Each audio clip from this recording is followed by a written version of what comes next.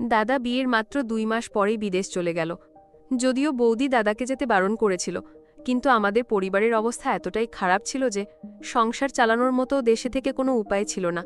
তাই বাধ্য হয়ে দাদাকে বিদেশে পাড়ি জমাতে হয়, তাও আবার আমাদের কিছু জমি বিক্রি করে। কিন্তু বৌদি এতে আনন্দিত ছিল না। দাদা বিদেশে যাওয়ার আগে আমাকে বলে গিয়েছিল, সাইমন, তুই কিন্তু তোর বৌদি ও বাবার খেয়াল রাখবি, তাদের যখন যা প্রয়োজন তা এনে দিবি। কিন্তু দাদা বিদেশ যাওয়ার পর বৌদির কিছুটা পরিবর্তন লক্ষ্য করলাম। বৌদি আমাকে বলতো, তোমার দাদা বিদেশে, এখন তুমি বাড়ির বাহিরে বেশি বন্ধুদের সাথে সময় নষ্ট করবে না। তোমার দাদা খুব কষ্ট করে তোমার লেখাপড়ার খরচ দিচ্ছে। বৌদি আমাকে বলতো, তুমি যদি আমার কথার অবাধ্য হও তাহলে কিন্তু আমি এ বাড়ি ছেড়ে চলে যাব। আমাদের পরিবারটা খুব বড় নয়, বাবা, আমি আর আমার বড় দাদা কৌশিক। মা মারা গেছেন অনেক বছর আগে, তার আবছা স্মৃতিটুকু ছাড়া আমার আর কিছুই মনে নেই। বাবা আর দাদাই আমার পৃথিবী। 2 মাস আগে আমাদের এই ছোট্ট পৃথিবীতে এক নতুন সদস্যের আগমন ঘটে, আমার বৌদি। বৌদি, যার নাম রিনা, রূপে গুণে অনন্য এক নারী। বাবাই সম্বন্ধটা দেখে দাদার বিয়ে দিয়েছিলেন। দাদাও এক দেখাতেই বৌদিকে পছন্দ করে ফেলে। বিয়ের পর আমাদের সাদামাটা সংসারটা যেন খুশির আলোয় ঝলমল করে উঠেছিল। বৌদি অল্প দিনে পুরো বাড়িটা গুছিয়ে নিয়েছিলেন। বাবার দেখাশোনা, আমার পড়াশোনার খোঁজ খবর, সব দিকেই তার ছিল সজাগ দৃষ্টি। আমি তার মধ্যে আমার হারানো মায়ের ছায়া খুঁজে পেতাম। কিন্তু এই সুখের দিনগুলোতেও একটা কালো মেঘের ছায়া ছিল, আমাদের আর্থিক অনটন। দাদা একটা বেসরকারি কোম্পানিতে সামান্য বেতনে চাকরি করত। সেই টাকায় দিয়ে বাবার চিকিৎসা, আমার পড়াশোনা আর সংসারের খরচ চালানো দিন দিন কঠিন হয়ে পড়ছিল। একদিন রাতে খাওয়ার পর বাবা দাদাকে ডেকে বললেন, কৌশিক, এভাবে আর কতদিন? তোর ছোট দাদার পড়াশোনা আছে, আমারও ওষুধের খরচ বাড়ছে। তুই বরং আমাদের গ্রামের শেষ সম্বল ওই জমিটা বিক্রি করে বিদেশ চলে যা। একবার বিদেশে যেতে পারলে আমাদের আর কোনো অভাব থাকবে না। বাবার প্রস্তাবটা শুনে আমার মনটা খুশিতে নেচে উঠলেও বৌদির মুখটা ফ্যাকাশে হয়ে গেল। তিনি নিচু স্বরে বললেন, বাবা, ও বিদেশে চলে গেলে আমরা কিভাবে থাকব? ও দেশেই কিছু একটা করার চেষ্টা করুক না। দাদা বৌদির হাত ধরে বোঝানোর চেষ্টা করল, দাদা ঠিকই তো বলছে, দাদা বিদেশে গেলে আমাদের সব কষ্ট দূর হয়ে যাবে, তুমি প্লিজ রাজি হয়ে যাও। আমার আর দাদার সম্মিলিত অনুরোধে বৌদি শেষ পর্যন্ত রাজি হলেন। কিন্তু তার সেই সম্মতির পেছনে কোনো আনন্দ ছিল না, ছিল একরাশ বিষণ্ণতা আর চাপা কষ্ট। যে মানুষটা দাদার বিদেশ যাওয়ার কথা শুনতেই পারতেন না, তার এই হঠাৎ পরিবর্তনে আমরা কিছুটা অবাক হলেও স্বস্তি পেলাম। দ্রুত সব ব্যবস্থা হয়ে গেল। 5 দিন পরেই দাদার ফ্লাইট। এই 5টা দিন বৌদিকে দেখলাম একটা ছায়ার মতো বাড়িতে ঘুরে বেড়াতে। তার মুখের হাসিটা যেন একেবারেই হারিয়ে গিয়েছিল। দাদা যেদিন এয়ারপোর্টের উদ্দেশ্যে রওনা হবে, সেদিন সকাল থেকেই বাড়িটার উপর যেন একটা শোকের ছায়া নেমে এসেছিল। বৌদি সারা রাত ঘুমাননি। দাদার জন্য খাবার তৈরি করা থেকে শুরু করে তার ব্যাগ গোছানো, সবকিছুই তিনি যান্ত্রিকভাবে করে যাচ্ছিলেন। তার ফোলা চোখ দুটো বলে দিচ্ছিল তিনি কতটা কান্না নিজের ভেতর চেপে রেখেছেন। দাদা যাওয়ার আগে আমাকে একা ডেকে নিয়ে গেল। আমার কাঁধে হাত রেখে বলল, সাইমন, আমি তো চলে যাচ্ছি, এখন এই বাড়ির পুরুষ বলতে তুই আর বাবা। বাবার দিকে খেয়াল রাখিস। আর তোর বৌদি, ও বড় একা হয়ে যাবে, ওর যখন যা প্রয়োজন হবে এনে দিবি। ও যেন কোনো কষ্ট না পায়, আমাকে কথা দে। আমি দাদার চোখে চোখ রেখে কথা দিলাম, তুমি কোনো চিন্তা করো না দাদা, আমি বৌদির দিকে সম্পূর্ণ খেয়াল রাখব। দাদা চলে যাওয়ার পর বাড়িটা এক ফাঁকা হয়ে গেল। বাবা নিজের ঘরে চুপচাপ বসে থাকতেন, আর বৌদি হয়ে গেলেন আরও নীরব। তার সেই প্রাণোচ্ছল ওপটা যেন দাদার সাথেই বিদেশে পাড়ি দিয়েছে। প্রথম প্রথম আমি বৌদির এই পরিবর্তনকে স্বাভাবিকভাবেই নিয়েছিলাম। নতুন বিয়ে হয়েছে, স্বামী দূরে চলে গেলে এমনটা হয় স্বাভাবিক। আমি দাদাকে দেওয়া কথা রাখার জন্য যথাসাধ্য চেষ্টা করতে লাগলাম। বৌদির কি লাগবে, কি লাগবে না, সব কিছুতেই আমার নজর থাকত। কিন্তু দিন গড়ানোর সাথে সাথে বৌদির আচরণে কিছু পরিবর্তন লক্ষ্য করতে শুরু করলাম, যা আমার কাছে অদ্ভুত লাগতে শুরু করে। তিনি আমার সাথে আগের মতো আর মন খুলে কথা বলতেন না, প্রয়োজন ছাড়া একটা শব্দও নয়। একদিন তিনি আমাকে ডেকে বললেন, সাইমন, তোমার দালা তো নেই, এখন তোমার দায়িত্ব আরও বেড়ে গেছে। পড়াশোনায় আরও বেশি মনোযোগ দিতে হবে, একদম আজে বাজে ছেলেদের সাথে মিশবে না, সময় মতো বাড়ি ফিরবে। তার কথা বলার ধরনটা ছিল, তিনি সরে গিয়ে আমার থেকে কিছুটা দূরত্ব বজায় রেখে বললেন, সাইমন, এই কথাটা আর কোনো দিন বলবে না। তুমি আমাকে তোমার বড় বোন ভাবতে পারো, কিন্তু মা নয়। এই বাড়ির বউ হিসাবে তোমার দেখাশোনা করা আমার দায়িত্ব, এর বেশি কিছু নয়। বৌদির এই অপ্রত্যাশিত উত্তরে আমি ভীষণ কষ্ট পেলাম। আমি শ্রদ্ধার সাথেই তো কথাটা বলেছিলাম। তাহলে তিনি এভাবে প্রতিক্রিয়া দেখালেন কেন? কেন তিনি আমাকে মায়ের মতো ভাবতে নিষেধ করলেন? সেই রাত থেকে আমার মনে একটা সন্দেহের দানা বাঁধতে শুরু করল। বৌদির এই পরিবর্তনের পেছনে নিশ্চয়ই অন্য কোনো রহস্য আছে। সেদিনের ঘটনার পর থেকে বৌদির সাথে আমার সম্পর্কটা যেন আরও শীতল হয়ে গেল।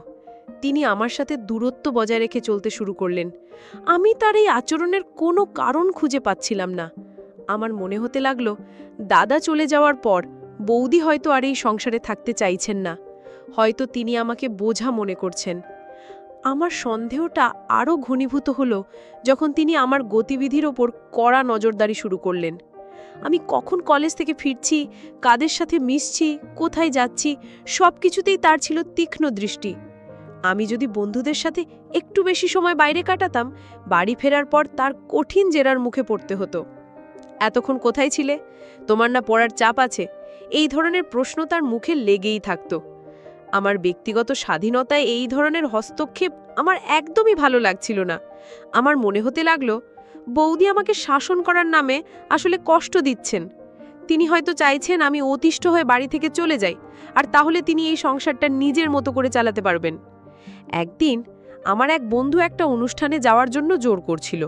আমি বৌদির কাছে অনুমতি চাইতে গেলে তিনি সরাসরি না করে দিলেন। না, তোমার কোথাও যাওয়ার দরকার নেই, বাড়িতে বসে পড়াশোনা করো, তার সংক্ষিপ্ত উত্তর। আমি প্রতিবাদ করে বললাম, কেন যাব না? আমার সব বন্ধুরা যাচ্ছে, আমি ঘরে বসে থেকে কি করব? আমি যা বলেছি তাই হবে, বেশি কথা বলবে না। বৌদির গলায় ছিল চূড়ান্ত আদেশের সুর। আমি সেদিন দুঃখে অপমানে নিজের ঘরের দরজা বন্ধ করে বসে রইলাম। আমার মনে হলো এই বাড়িতে আমার কোনো মূল্যই নেই।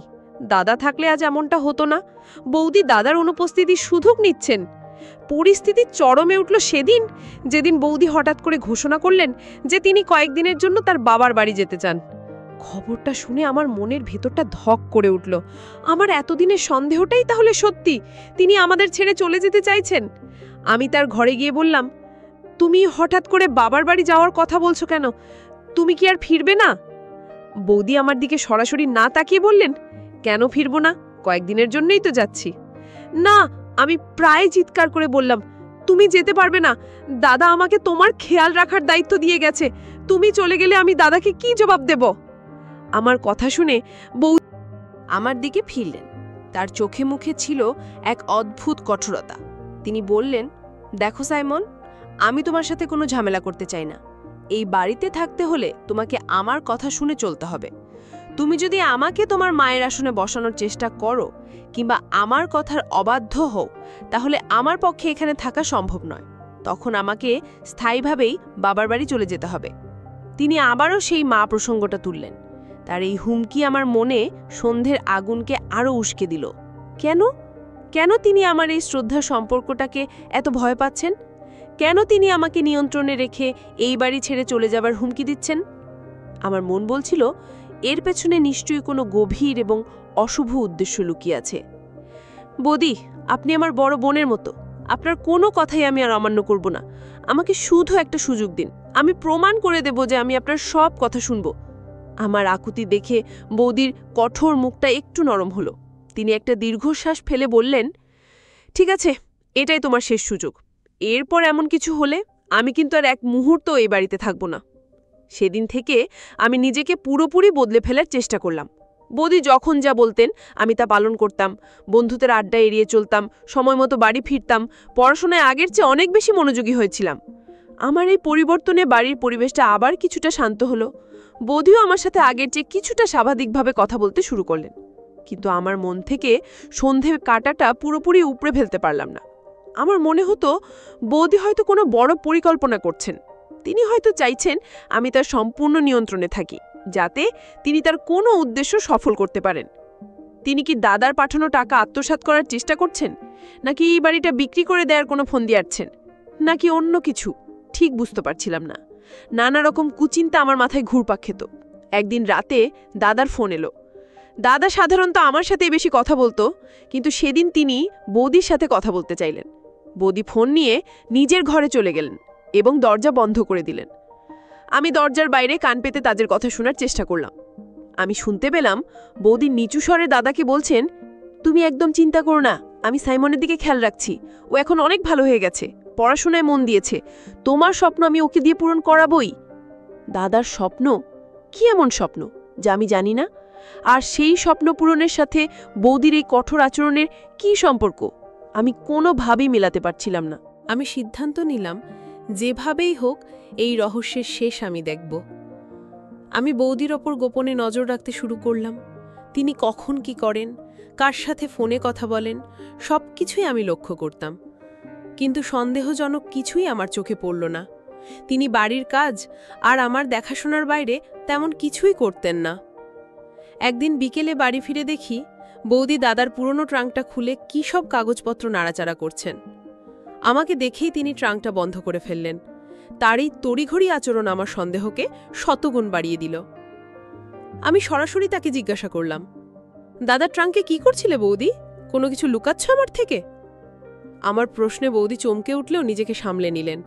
তিনি শান্ত গলায় বললেন, তেমন কিছু না, পুরনো কিছু কাগজপত্র দেখছিলাম। কিসের কাগজপত্র, আমাকে দেখতে পারি? আমি প্রায় জেদের সুরেই বললাম, সাইমন তুমি সীমা ছাড়িয়ে যাচ্ছ। বৌদির গলা আবার কঠোর হয়ে উঠল। সব বিষয়ে তোমার নাক গলানো আমি পছন্দ করছি না। এই কথা বলে তিনি ঘর থেকে বেরিয়ে গেলেন। কিন্তু আমি স্থির করে ফেলেছিলাম, আজ আমি ট্রাঙ্কটা খুলে দেখবই। বৌদি যখন রান্নাঘরে ব্যস্ত ছিলেন, আমি ঘরে ঢুকে ট্রাঙ্কটা খুললাম। ভেতরে দাদার পুরনো জামা কাপড়, সার্টিফিকেট আর কিছু ডায়েরি ছিল। আমি একটা ডায়েরি হাতে তুলে নিলাম। এটা দাদার লেখা ডায়েরি। আমি পাতা উল্টাতে লাগলাম। এক জায়গায় এসে আমার চোখ আটকে গেল। দাদা লিখেছে, আজ বাবার সাথে অনেক কথা হলো। তিনি চান আমি জমি বিক্রি করে বিদেশ চলে যাই। হয়তো এটাই করতে হবে। নিজের পড়াশোনাটা শেষ করতে পারিনি, অল্প বয়সে সংসারের হাল ধরতে হয়েছে। এই আফসোসটা আমার সারা জীবন থেকে যাবে। কিন্তু আমি চাই না আমার দাদায়ের জীবনটাও আমার মতো হোক। সাইমন খুব মেধাবী। আমি স্বপ্ন দেখি ও একদিন অনেক বড় ইঞ্জিনিয়ার হবে। ওর পড়াশোনার খরচের জন্যই আমাকে বিদেশে যেতে হবে। আমি চলে গেলে ওর দিকে কে খেয়াল রাখবে? এই চিন্তাটা আমাকে কুঁকড়ে খাচ্ছে। গ্রামের পরিবেশ ভালো না, সঙ্গদোষে অনেক ভালো ছিলেও নষ্ট হয়ে যায়। ডায়েরির পরের পাতায় লেখা ছিল, আজ রিনার সাথে কথা বললাম। ওকে আমার স্বপ্নের কথা জানিয়েছি। আমি ওকে অনুরোধ করেছি, আমি না থাকলে ও যেন সাইমনের ওপর কড়া নজর রাখে, ওকে যেন কোনোভাবেই বন্ধুদের পাল্লায় পড়ে নষ্ট হতে না দেয়, ও যেন ওর পড়াশোনাটা ঠিকমতো শেষ করতে পারে, সেই দায়িত্বটা আমি রিনার কাঁধেই দিয়ে যাচ্ছি। রিনা আমাকে কথা দিয়েছে ও সাইমনকে নিজের দাদার মতোই দেখবে এবং ওকে মানুষ করার জন্য যা যা করা দরকার সবই করবে। ডায়েরিটা পড়তে পড়তে আমার হাত কাঁপছিল, আমার চোখ দিয়ে পানি গড়িয়ে পড়ছিল। তাহলে এই ছিল আসল ঘটনা। বৌদির কঠোরতার পিছনে লুকিয়েছিল আমার প্রতি তার দায়িত্ববোধ আর দাদার প্রতি দেওয়া তার প্রতিশ্রুতি।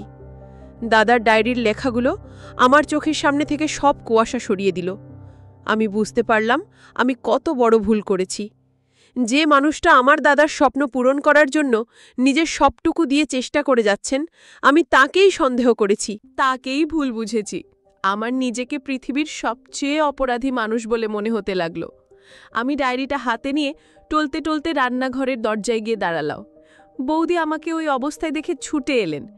কি হয়েছে সাইমন, তোমার শরীর খারাপ লাগছে?